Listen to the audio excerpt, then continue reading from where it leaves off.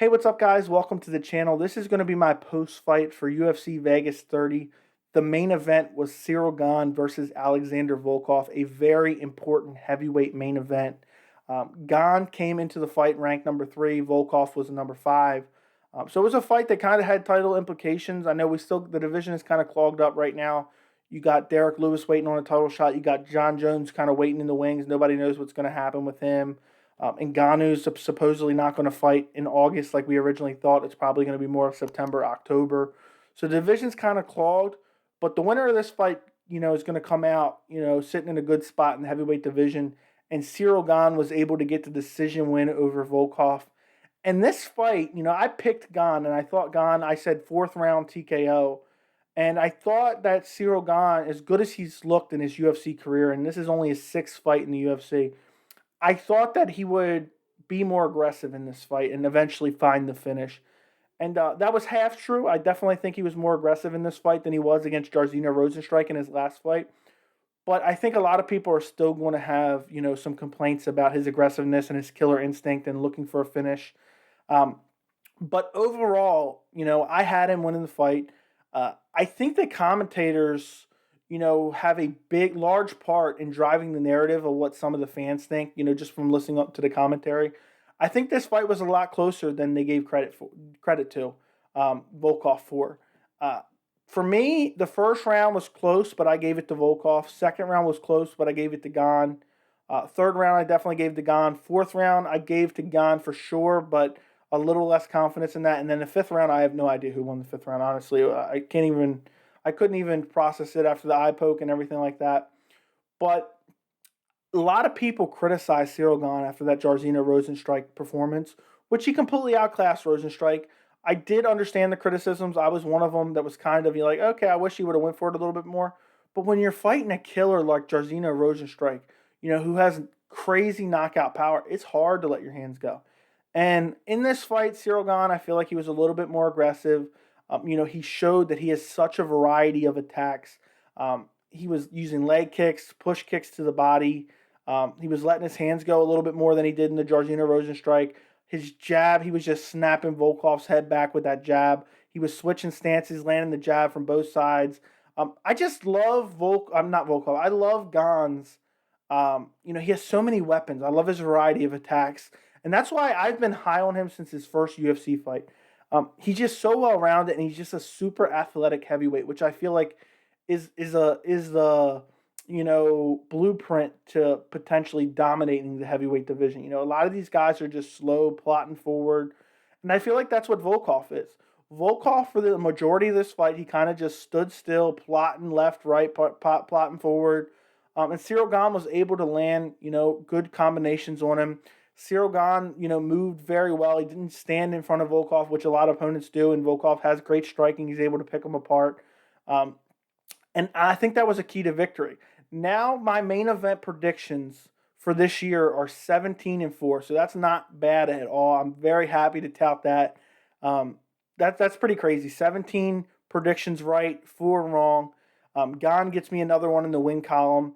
But I wasn't sure. I mean, I never trust the judges. And even though I thought I probably had Gane winning probably 4-1 or 3-2, even one judge gave Gane 5-0. I was a little bit nervous going to the scorecards because Volkov didn't do a terrible job when Gane was, moving forward, pressuring him. Volkov was throwing good counters. Volkov was using his inside leg kicks to kind of neutralize the pressure of Gane a little bit. Sometimes towards the end of the fight, he kind of got away from it a little bit. I just think I wish he would have just kept on those inside leg kicks because, the commentators, again, didn't really acknowledge it too much. But Gane's lead leg was getting beat up. Luckily, Gane kind of switches stances naturally, so he was able to kind of save from a little bit of the beating.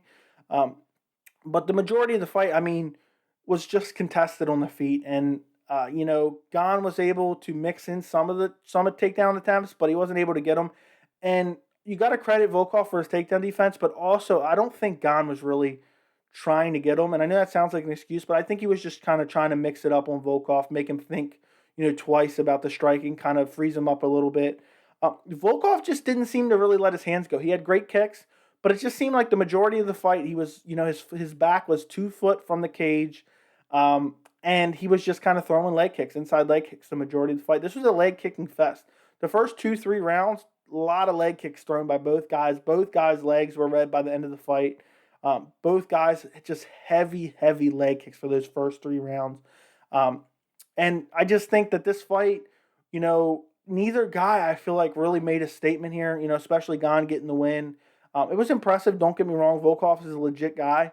But I know a lot of people are going to want to see Gane finish somebody.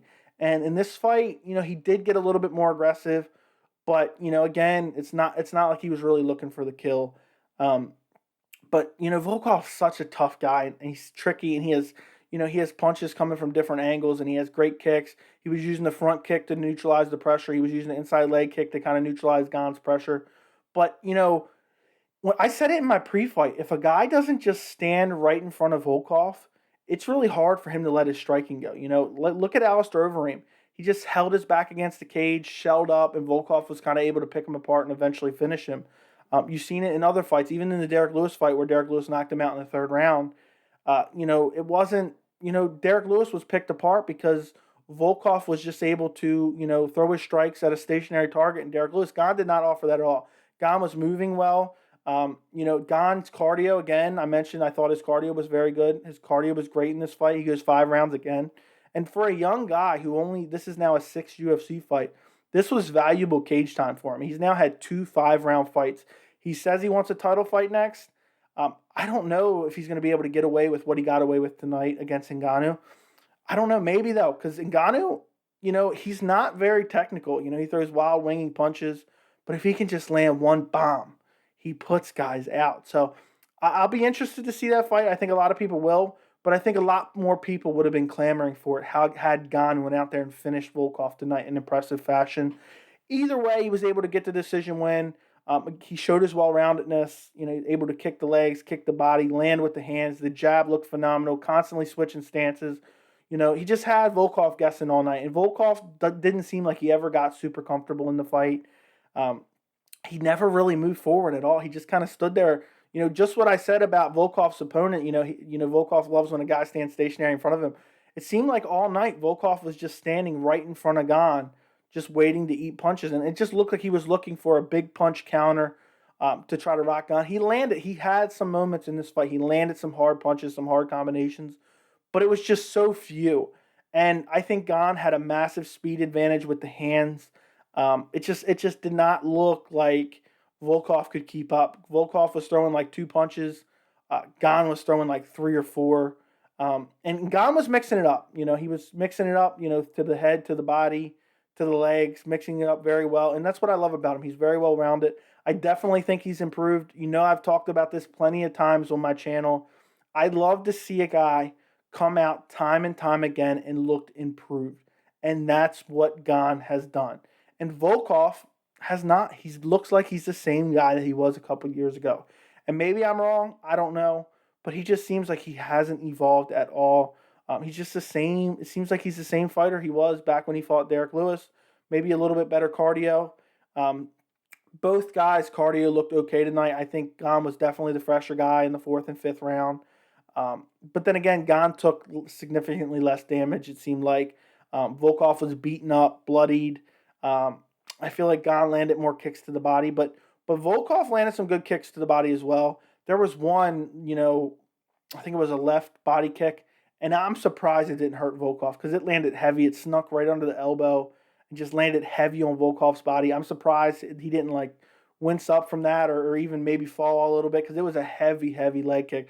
And Gane is just so accurate with his striking. I can't wait to see where he goes in the heavyweight division. I think he's probably 1 win away from fighting Ngannou. He says he's ready now. It'll be crazy if with 6 UFC fights he goes and fights Francis Ngannou for the heavyweight belt. And who knows if Derek Lewis there's a reason that Ngannou-Derek Lewis fight hasn't come together yet. And if the UFC is having negotiating issues with Derek Lewis, they'll have no problem going right over to Ciryl Gane and offering him the title shot instead. We've seen it with John Jones. Obviously, John Jones should have been first in line for the title shot. Not necessarily because of merit, just because of star power plus merit. For me personally, even though I know Derek Lewis does deserve the next shot, I would have been okay with Jones skipping the line. But we've seen when the UFC couldn't come to terms with him, They were okay. Okay, we'll go to Derek Lewis, and they will do the same thing to Derek Lewis and skip over him and go to Ciryl Gane. I don't know that that's the case. I don't know if there isn't any negotiating issues. Supposedly, it's on Ngannou's side, not Derek Lewis's. So we'll see. But Gane is very close to a belt, and I don't know who he fights next, other than for a belt. He could fight. I have two options really for him. I'd like to see him fight Stipe. If he beats Stipe, there's no denying him a title shot, regardless of how he wins. But Gane is looking impressive. I love to see him in the heavyweight division. Just a super technical guy who mixes it all together very, very well. He has decent grappling. He has submissions.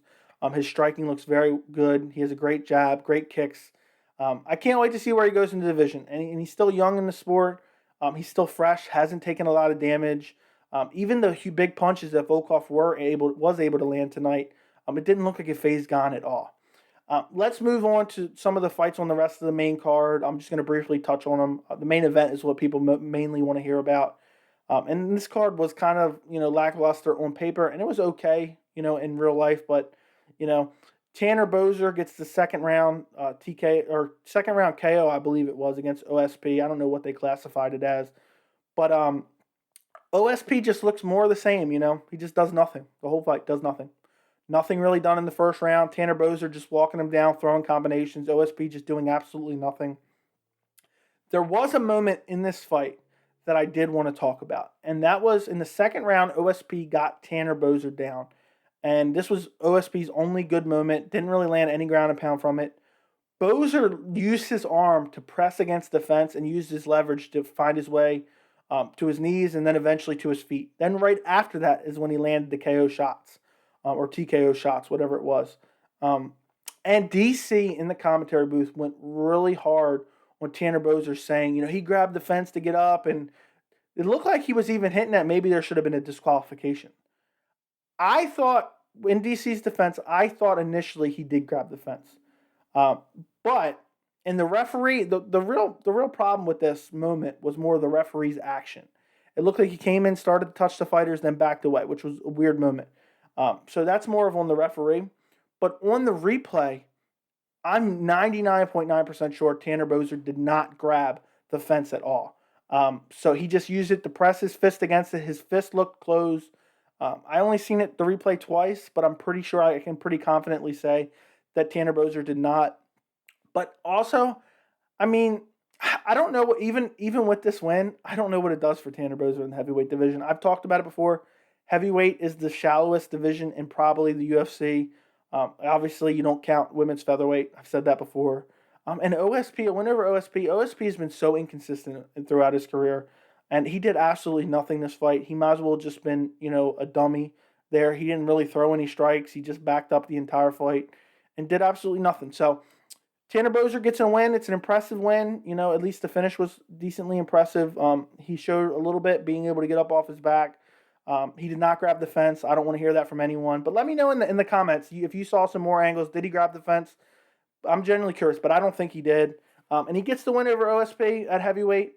We'll see what happens from here. I don't really think it does much for him, but at least it's another win and an impressive finish. Then next down the card, we had Barcelos versus Valiev. The fight was a fun fight. I was really looking forward to this fight. It ended up going decision, and Valiev got the decision. He was just a more active guy, and he was able to throw combinations, string them together, and really just land more, it seemed like. Barcelos had a moment in the second round where he hurt Valiev very, very badly. It looked like he could have went for the finish. He did try some ground and pound. It was very close to being stopped, but it looked like he kind of gassed himself out. And for the last 15 seconds, he didn't throw anything. He just laid on top of him, and I think that was his moment to capitalize. Third round came out. Barcelos was clearly still fatigued from the second round attempt at a finish.